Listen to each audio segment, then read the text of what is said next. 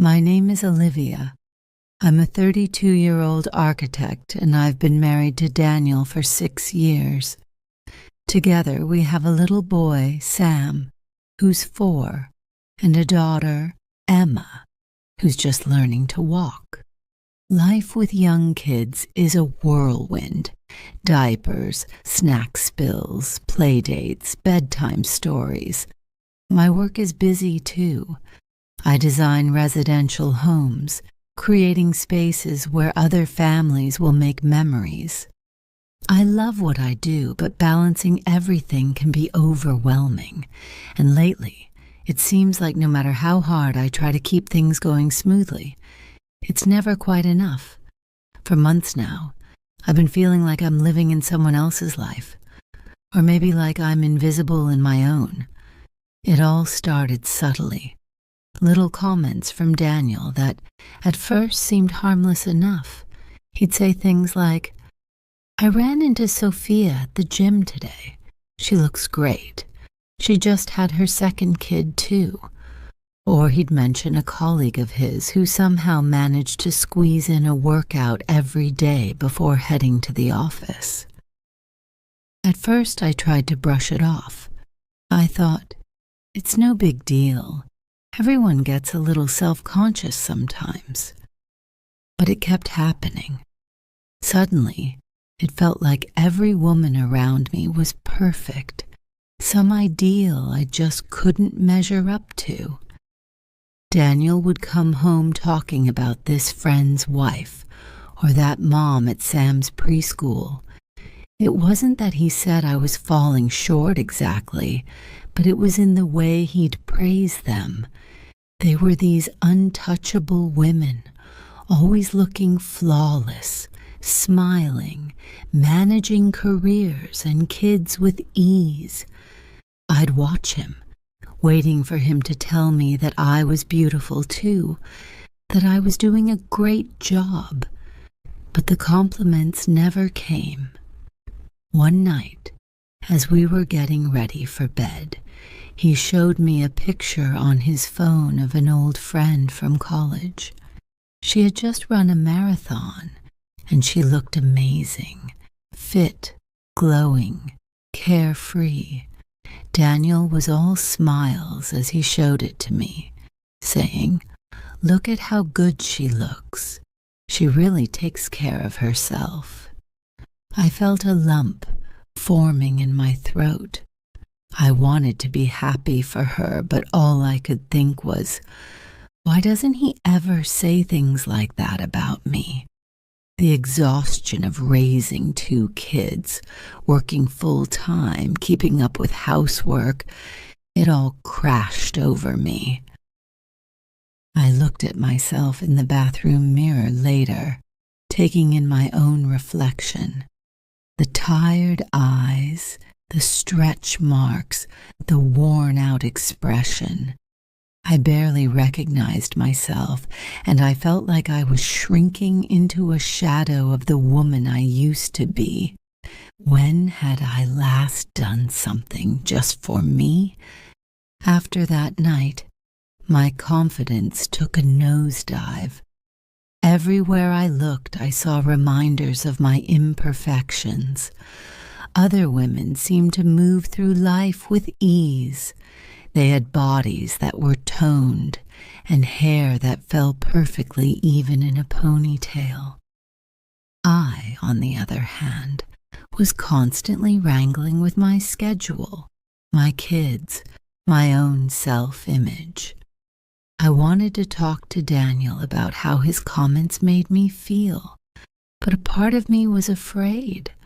I didn't want to come across as insecure, as though I couldn't handle myself.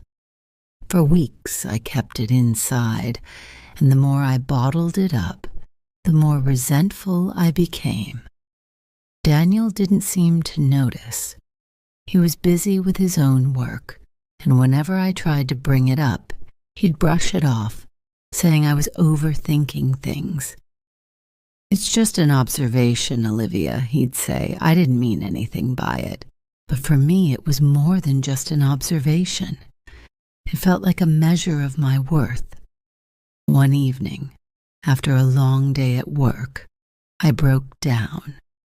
The kids were finally asleep, and as I stood in the kitchen staring at the stack of dishes, something inside me snapped. I called out to Daniel, who was on the couch scrolling through his phone. When he looked up, I could see his confusion, but he didn't say a word. I let everything spill out. How his comparisons to other women made me feel, how inadequate I'd been feeling, and how I missed the days when he saw me as beautiful and special, not just as someone who wasn't measuring up. Daniel was silent for a moment. I could tell he was taken aback. He started to speak, but then stopped, and finally, he came over to where I was standing. He reached for my hand, and in a quiet voice he said, "Olivia." I had no idea. He told me that he never meant to make me feel like I was lacking, that his admiration for others was just that, admiration. He hadn't realized it was affecting me so deeply. That night we talked about everything we hadn't been saying. We talked about how much our lives had changed since becoming parents, about how easy it was to get caught up in the busyness of life and forget to appreciate each other. Daniel admitted that he'd been so focused on work and the daily grind that he hadn't been paying attention to how his words were landing. After that conversation, I realized I needed to do some work on myself, too. I had been letting my own self-worth hinge on his words and approval. I'd forgotten that I was more than just a wife or a mother. I was Olivia, with dreams and goals and qualities that made me unique. It was time to rebuild my confidence from the inside out. The next morning, I made a promise to myself to stop comparing. I decided to carve out little moments for me, to rediscover who I was outside of my roles. I started taking evening walks, just by myself, to clear my head. I picked up my sketchbook again, something I hadn't done in years. I let go of the idea that I needed to look or act a certain way to be enough. In time, Daniel noticed the changes in me, too. He began to compliment me, noticing the little things. How I laughed with the kids, how I looked in my new dress. I could feel our relationship getting stronger, not because he changed, but because I had started to value myself again. I realized that confidence wasn't something he could give me. It was something I had to find within. As I began to reclaim my confidence, little by little, things didn't magically become perfect, but I felt stronger in a way I hadn't in years. I was showing up for myself, allowing myself to have boundaries and hobbies, to take time for me without feeling guilty. And I noticed that even the little things, like putting on my favorite pair of earrings or listening to my favorite music on my walk to work, made me feel a bit more alive. Daniel and I had entered a new phase in our marriage, too. We were no longer just coasting through the daily grind. We were putting in real effort to connect. Instead of him spending every evening on his phone or me zoning out on the couch, we started doing small things together again. We made dinner a more sacred time, even with the kids around, trying new recipes and laughing when things didn't turn out. We even instituted a Friday night no-phone rule and started catching up on that series we'd been meaning to watch, or just talking about our weeks. There was something refreshing about these little rituals. It reminded me of the days when we were dating, when each conversation felt like an adventure. One weekend, I suggested that we plan a small getaway, just the two of us. It had been ages since we'd taken a trip without the kids, and while the thought of leaving Sam and Emma with my mom made me a little nervous, I knew it would be good for us. When I mentioned it to Daniel, I half expected him to shrug it off, maybe joke that we didn't need a trip or that we couldn't leave the kids, but instead he surprised me. He looked at me, a slow smile spreading across his face, and said, "I'd love that, Liv. Really, let's do it." So we booked a weekend at a cozy bed and breakfast just an hour away. Nothing fancy, just a quaint little spot where we could relax, unplug, and be together.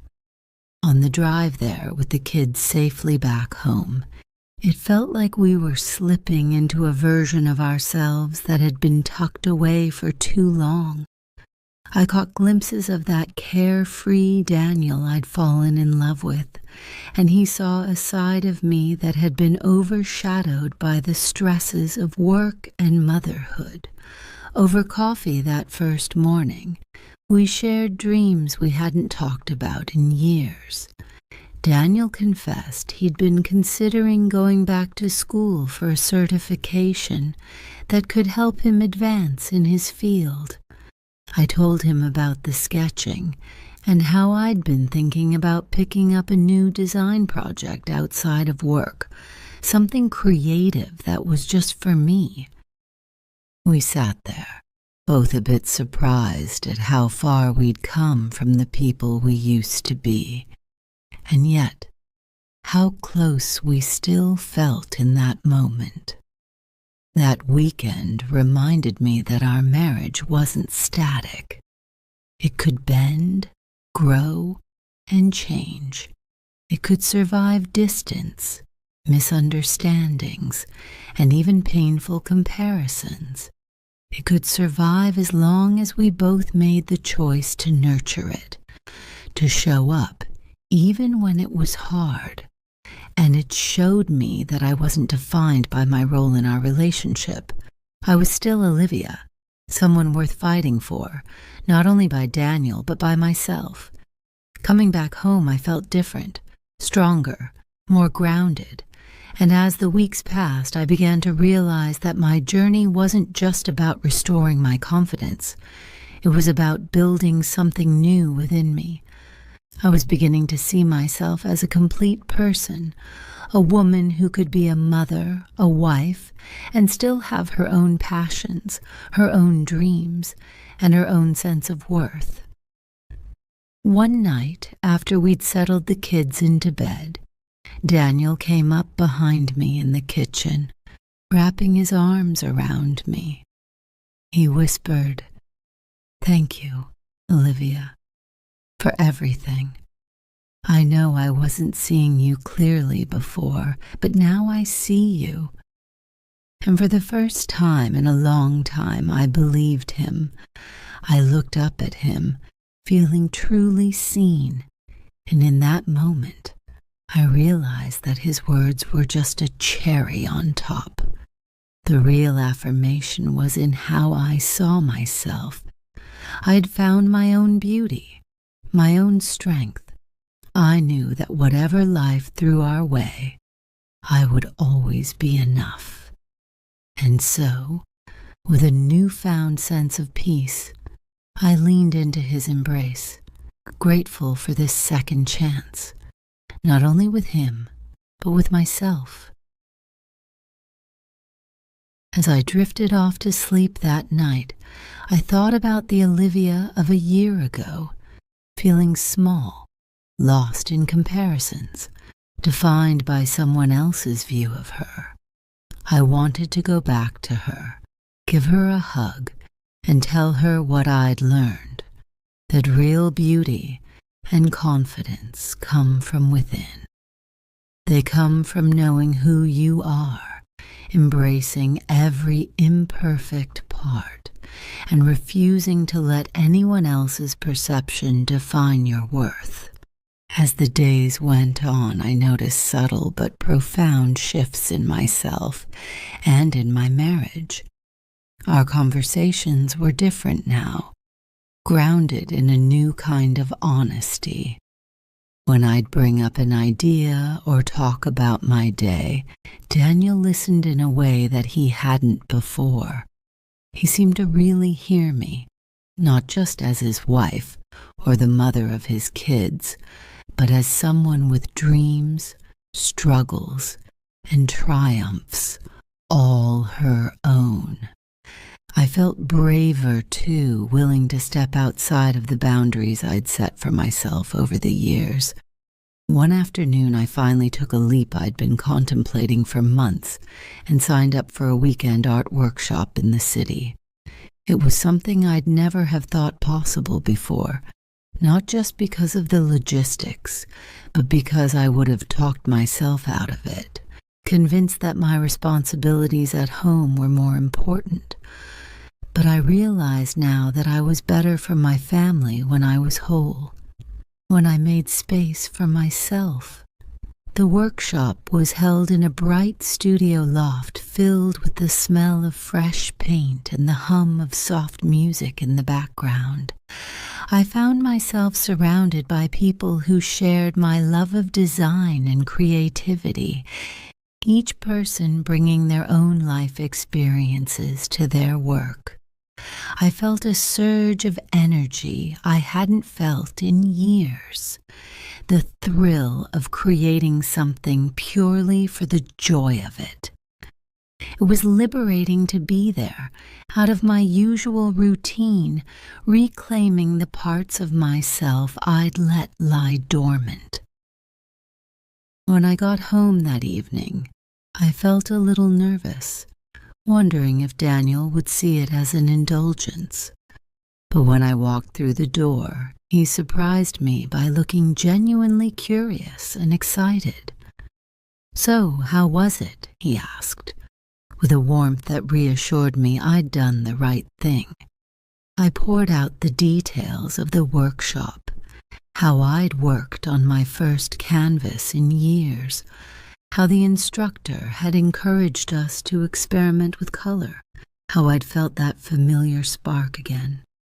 Daniel watched me with a soft smile, and when I finally stopped to catch my breath, he said, "I'm so proud of you, Liv. I don't think I've seen you this happy in a long time." That one sentence made my heart swell. It was a small reminder of how far we'd come, how far I'd come. I could feel that my sense of worth wasn't tied to his approval anymore, but having his support meant more to me than I could express. I hugged him tightly, feeling a connection between us that went beyond words. As the months passed, I started taking on more personal projects in my work as well. I put my name forward to lead a design project that involved reimagining the interiors of a historic house. It was a role I would have hesitated to take on before, but with my newfound confidence, I felt ready. I loved every moment of it, from the initial planning stages to the creative brainstorming sessions with my team. Each decision I made, each sketch I drew, felt like a small affirmation that I was capable and skilled, that I belonged. In the evenings, I'd come home and share bits of my day with Daniel, who listened with genuine interest. We had developed a rhythm of checking in with each other, a balance where we both felt seen and heard. It wasn't always perfect. There were still days when the stress of work or the demands of parenting left us both exhausted. But there was a mutual understanding now, a sense that we were in this together, each of us growing and evolving. One weekend, we decided to spend a quiet Sunday morning with the kids at a nearby park. Watching Sam chase Emma around the playground, I felt a contentment settle over me. I realized how grateful I was for these simple moments, the little pieces of life that had once seemed mundane, but now felt like treasures. I didn't feel the old pressure to be everything to everyone.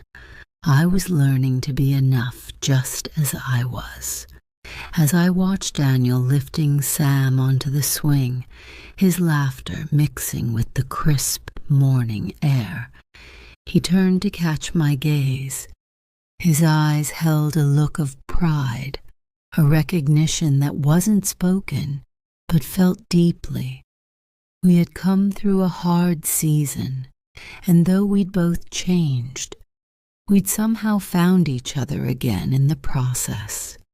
Over time, I noticed that the comparisons, the expectations I'd once held began to fade.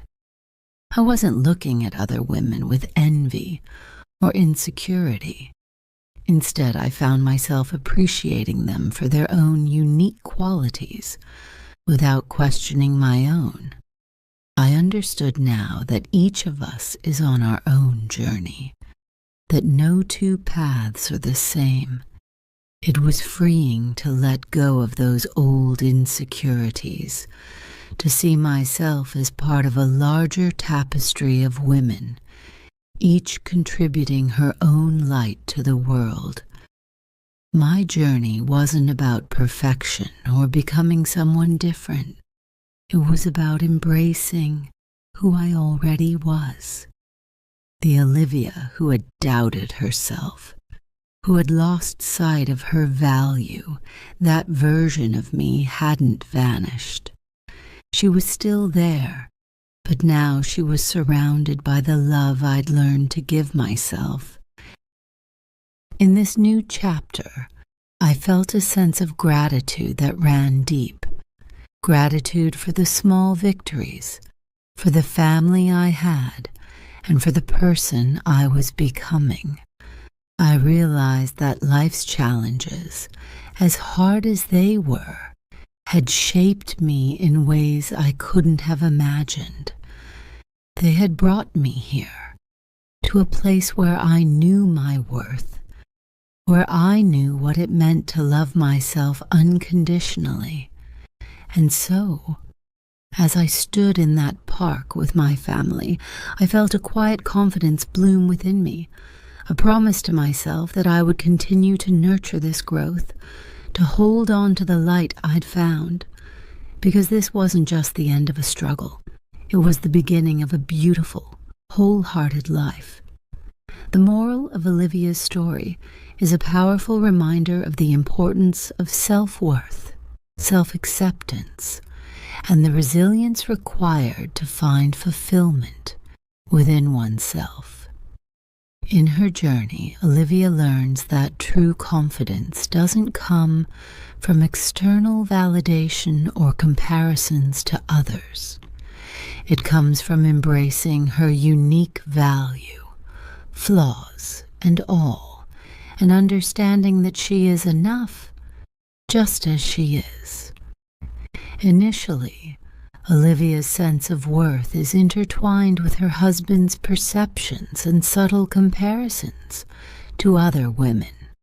She's caught in a cycle of self-doubt, feeling that she falls short of some imagined standard of perfection. This dynamic highlights a common pitfall in relationships and in personal identity, the tendency to measure one's value against others, hoping to find affirmation in external approval. Yet Olivia's story reveals the emptiness of this pursuit. Relying on someone else's opinion or another person's success as a barometer for our own worth creates insecurity, fosters resentment, and ultimately distances us from who we are meant to be. As Olivia steps back, confronts her own feelings, and takes steps to reclaim her individuality, she comes to an essential realization. She cannot rely on others, be it her husband, her peers, or society, to define her self-worth. This awakening is transformative. By reconnecting with her passions, setting boundaries, and finding small moments of joy and fulfillment, Olivia reclaims her sense of identity. She discovers that confidence and fulfillment are not about achieving perfection, but about showing up as her authentic self, embracing her imperfections, and finding beauty in the journey itself. Her marriage transforms as well. By valuing herself and living from a place of inner confidence, Olivia begins to experience a deeper connection with her husband. Their relationship shifts from a place of quiet discontent to one of mutual respect, appreciation, and genuine support. Her husband too learns to see her in a new light, recognizing her as a whole person rather than an ideal to be compared to others. The story teaches us that the love we share with others is only as strong as the love and acceptance we have for ourselves. When we view ourselves with compassion and respect, we can build healthier, more supportive relationships. Rather than seeking completion or validation from others, we bring a fullness to our connections that fosters genuine intimacy and lasting joy. By choosing to nurture our sense of self, we set a powerful example for those around us, including our children, to cultivate their own confidence and self-worth. Ultimately, Olivia's journey reminds us that life's challenges, whether in marriage, career, or self-image, are not obstacles, but opportunities for growth. Through them, we can learn to love ourselves more deeply, forgive our own imperfections, and understand that our worth is intrinsic, unshakable, and not dependent on comparisons or external praise. The moral of the story is that fulfillment begins within, and only by honoring our own journey can we truly appreciate and enhance the lives we share with others.